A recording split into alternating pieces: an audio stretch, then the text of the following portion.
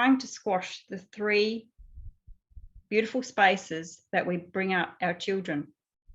The family situations, that's being degraded, the communities, we're being divided.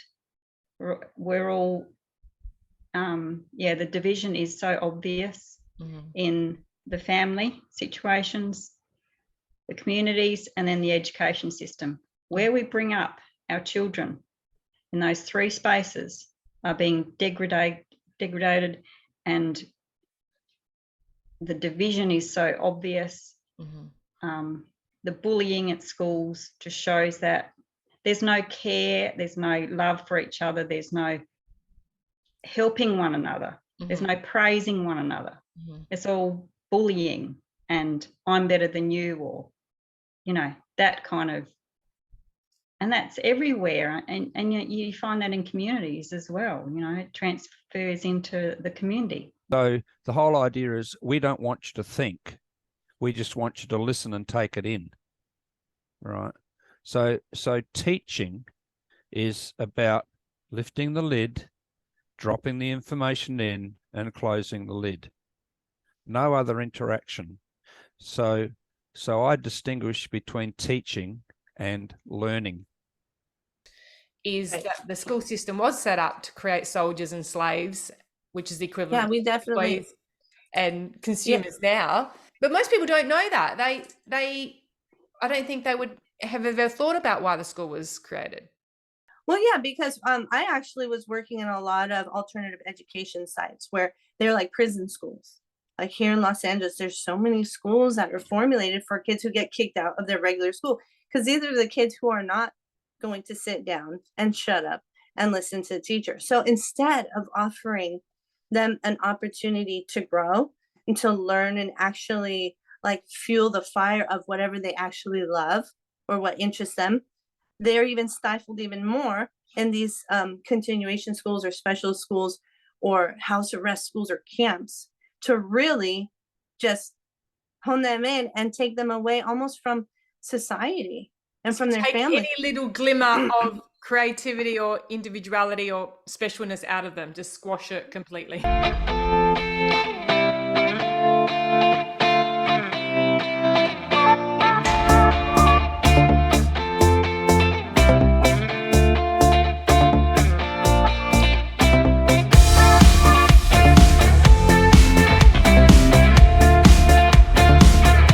That's true. Curiosity, because we just haven't stopped to reflect. That's what I found in the last 5 decades, is we've just gone along and we haven't stopped and gone, why do we do that? Why is it needed? Yeah, it's okay to teach your kids to question like why they do things. It's okay to ask, like, how is that going to serve you, or how is that going to work for you, or just ask questions about what you're learning and why you're learning it, because some people just are not used to even asking the question. Even about everything that's happened in the past 3 years, even just thinking of the question is too much for a lot of people. How would you describe the difference between how to think versus what to think? Well, see, that's interesting you should say that, because what they're actually doing is teaching what to think. Right. Yes. They're not teaching us how to think. There's one guy I remember called Edward de Bono. Do you remember him? I've heard of that name. Yep.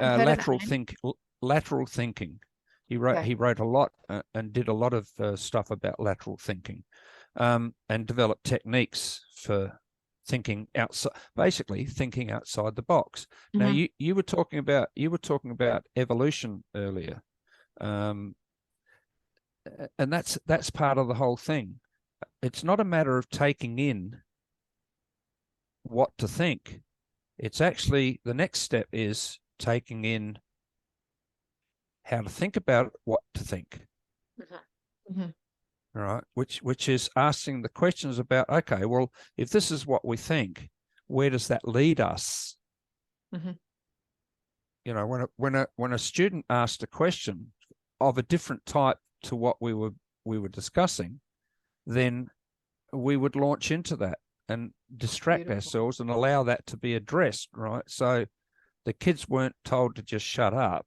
They were actually, and listen, their questions were followed through, and they thought they were Amazing. listened to. They thought they were Amazing. listened to. Yeah, because one thing we don't realize is that kids have got fresh minds, and they've got fresh. That it's a child. When I'm talking mostly secondary school, but even way back before then, children are always asking questions. I mean, incessantly when they're very young, asking questions to drive parents up the wall. And what do? We actually try to stop them from asking questions.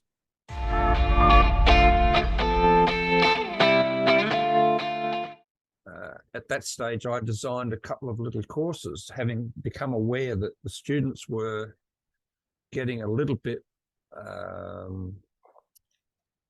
indoctrinated, if you like, by science. I started to say, well, hang on, look, science isn't really like this at all. It's nothing magical.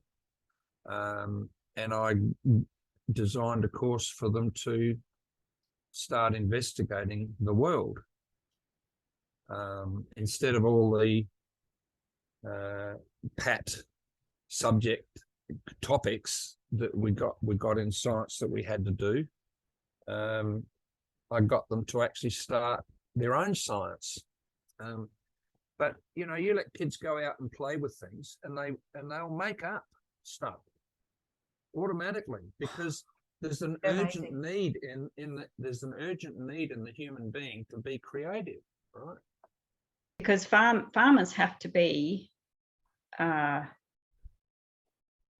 just have to be fixers. If something breaks down and they haven't got what it needs to fix, they have to use their creative minds to fix it. Yeah. And so they go in their workshop, or they go, like on our farm, there was this great big pile of just old machinery, or we would call it junk. I'd look at it. Junk. It's a junk heap. It's a junk heap. Yeah. But they go in, but they think it's their gold. Magic. It is their gold. Yes. They go and find something there, bit of wire or bit of this and bit of that, and they fix it. Because you can't just go to a mechanic straight away and say, oh, I need this fixed. They need to use their own creativeness and logicness and get it done. And the children that watch that, and they're able, it just rubs off. I don't know what fueled me to do this, but I gave him a piece of paper. I go, you want to draw while you sing? You like drawing? And he's like, yeah, I love drawing. This kid was drawing the most beautiful drawings, like dinosaurs and birds with like perfect, everything was like, he understood the skeletal structure of the animals. So he would learn all of the songs and sing just while he was sitting and drawing and concentrating. And then a lot of the other kids wanted to draw too. So then we just did singing and drawing at the same time. So while we would do warm-ups, you draw, or then we would illustrate the songs themselves, the meaning behind the songs, or what the words were saying, or and then you integrate dance, so it doesn't have to just be like teaching the song. Everybody would choreograph one phrase, like one sentence, so that's your dance move, and then everybody makes one dance move. Now you have a whole choreographed song.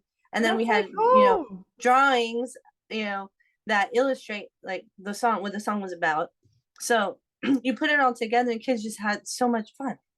If your audience is, parents looking for alternatives, I mean, we had these great alternatives. We ended up going to school where I would attend. So I had to go with them. I had to go with my son. And this was one particular school where they had cooking. So there was this huge kitchen, and the kids learned how to cook. Okay, that is a skill. Cool. Everybody needs to. They had sewing. So this kid was, sitting around making some bags, but, and he also had math. And the math, so kids would have different workbooks, and then they would just see where you're at. And the teacher was able to let a bunch of kids move up, or like if these kids were here. I mean, she just tailored the class to do games and puzzles. And so the math class was very fun for him, because it was something that was really engaging. He also went to another one where I did get to drop him off, but he had great, robotics and Shakespeare. And these classes were great. They were really tailored to children learning and being in these, wonderful learning environments that that were opportunities he would have never had in a regular public school. Mm. I remember one space I had was teaching a class called freshman studies, and there was nothing on the walls. And I started drawing each day one person in each class, like a portrait. And then some of the kids who were artists would also do the portraits. And before we knew it, all the 4 walls of the classroom were filled with like 8 by 10 portraits. And then just walking in every day, you had this feeling, wow, we just made the space so beautiful. And then you'd recognize your friends and you see them all over the wall. Even that just changed the dynamic of the classroom so much, just to have beautiful things, on the wall.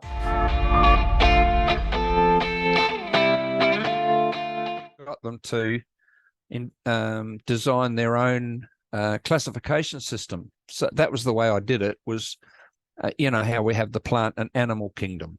Yeah. Right. So I got them to design their own, collect items from the school grounds, go out and collect items, bring them back, all sorts of odds and sods, didn't matter what it was.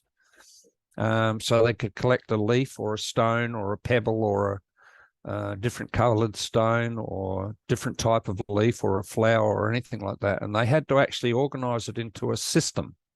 Okay. Yeah. And how did they find that? So that they found that fascinating. They thought, oh, I'm doing this. This is not something that the science teacher is teaching me. Mm-hmm. This is not the topic. This is me doing something, Being part of it. constructive and trying to make meaning out of things. Right. Amazing. And and then I caught them off guard because some of them got seeds and things like that. And I said, okay, you tell me what scientist can make a seed. You tell me the scientist that you can find that knows how to make a cucumber seed and then grow a cucumber. So you're really getting them engaged and really thinking and feeling, experiencing. So the idea of that was no scientist can do that. Mm-hmm. They couldn't, even from their own system, they couldn't work out how to do that. So I did introduce them to God then and say, okay, well, somebody created this seed, so there's a little bit more to life than what science is teaching you. Amazing. How did they first initially react to that? Actually, they were quite fascinated by the fact that they actually had that power. Yes. Yeah. Because it gives them that sense of power, because they're not just being fed something, they're actually making it themselves. They didn't have to have Darwin tell them survival of the fittest or anything like that. They didn't have to have someone tell them this is why things are the way they are.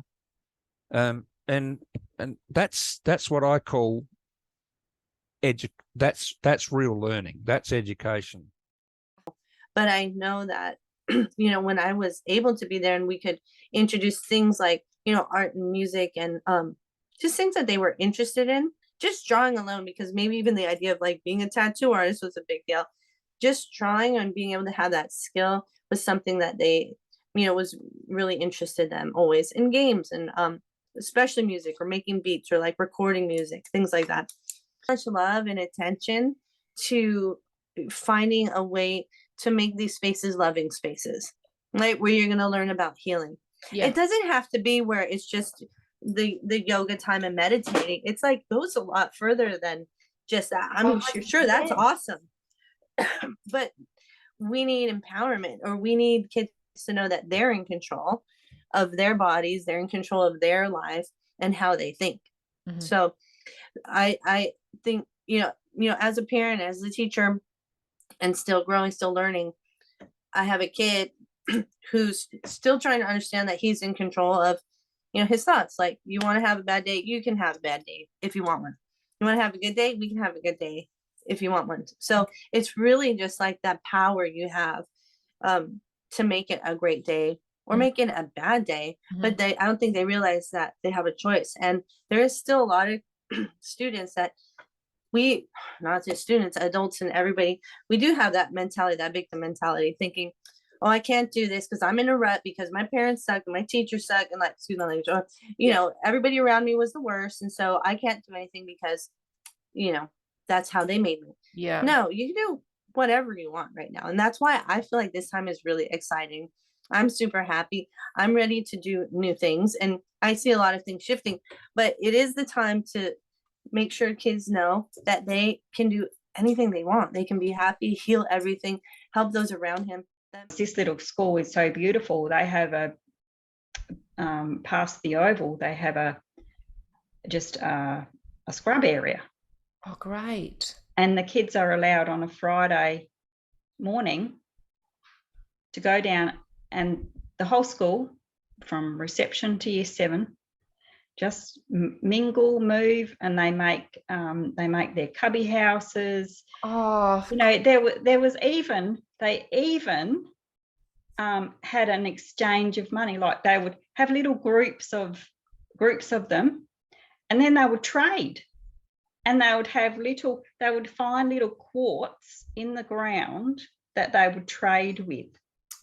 We thought it was just magic, because this is going back to the old system of, you have your little community, we have our little community, and then they would come together and trade. And there was no encouragement from us whatsoever. We just stood back and let it happen. which is the key. Is the key. Is the Yes, key. is the key. Let- Even go so far as to, can I say, bend the rules of these safety issues and let them climb a tree. And they had a beautiful kitchen garden where they would grow their own veggies, take it into the kitchen and grow it. The children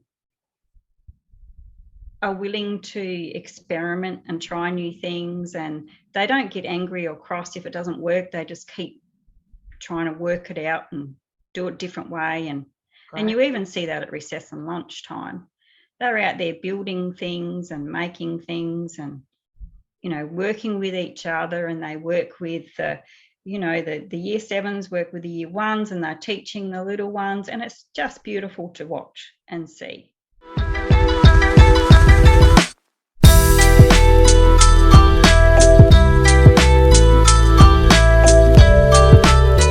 At one of the schools I was at, I did attempt to get the learning to pick up on self-driven learning under topics, but normally what you have in a class is a situation where you have the class all do the same thing, all learn the same topic. So I had a system where they all did their own experiments. They all picked a topic that they were interested in and learnt that topic first. Someone could be doing electricity, someone could be doing chemistry, right? And so they would be and they used to manage the laboratory for me. Part of that story of you saying that they, you used to all go out and create, is that it was from reception to year 7 and getting all of those ages together. Yes. You learn so much more from people that are older than you. Then you get to help the younger ones, or the younger ones help you because they know something more than you do in a different part of something. Yeah. And it's just beautiful to watch. And then my experience in the schools is just, you can see that the smaller schools thrive, the bigger schools don't.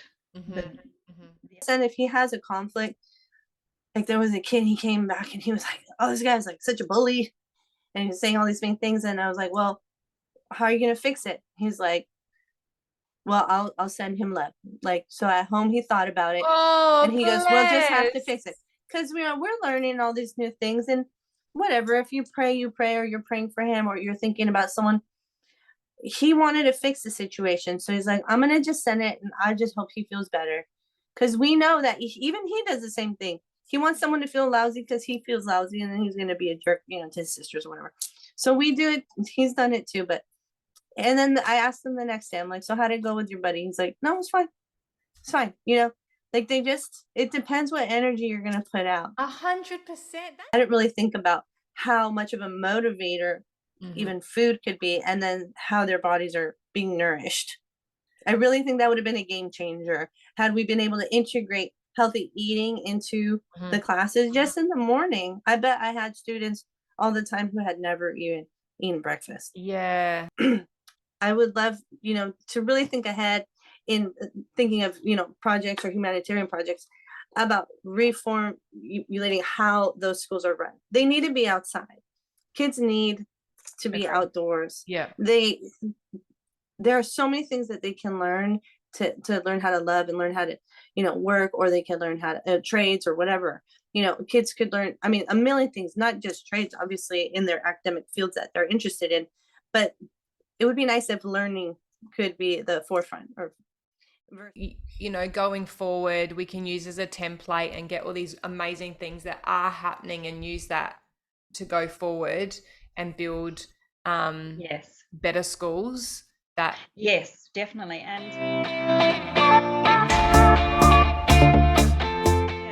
it's like, well, we're all unique. We're all yes, have got our special gifts. Let's go and just find our special gifts within us. Versus yes, trying to be like someone and then be better than them. Like, yes, why would I waste my time? that's right. Yes, and that's what we should be doing at schools and homes and communities is nurturing each other and caring for each other and just accepting each other's uniqueness. And if you don't get on with that person, we don't bring them down. You just walk away. But there's so much hope. They can get there. We just, the people in front of them have to help empower them, for sure. Yeah, we got to make a bridge for them to help them over. And that's what, I see us doing that. We've got lots of ideas that we want to put into place. That's why we're starting here. Let's start here with information, and then. No, I'm excited. Yeah, I'm excited for the future too. Yeah, we have to be the ones here in this space to see, like, okay, well, we're gonna make it better. Yeah, totally. I know if I open my eyes to what's going on still in these schools, it probably wouldn't be so great. But if we're ready, to step in and make it better, it's gonna be better. But the kids gotta know they're just so amazing. They really are, and there's so much potential for them to be so loving and enjoy what learning can actually be. And I hope a lot of it moves outdoors. Agree. Yeah. And I'm just hopeful. I want to end it by saying, like, this is a wonderful, amazing, beautiful time to live on Earth, and we have a lot ahead of us and a lot to look forward to. And especially in education, if we put out that energy for if anyone's listening, I just really want to dedicate that energy to the kids that are still suffering in certain classrooms or inside these walls, that they know that they can get out. So we can get them out, and we're going to help them get out of there. And we're going to see a place where children are learning outside and in beautiful spaces and beautiful buildings, learning what they want and to make things better to help others and really enjoy life and be innovative. That's amazing. It's gonna be fun. Beautiful.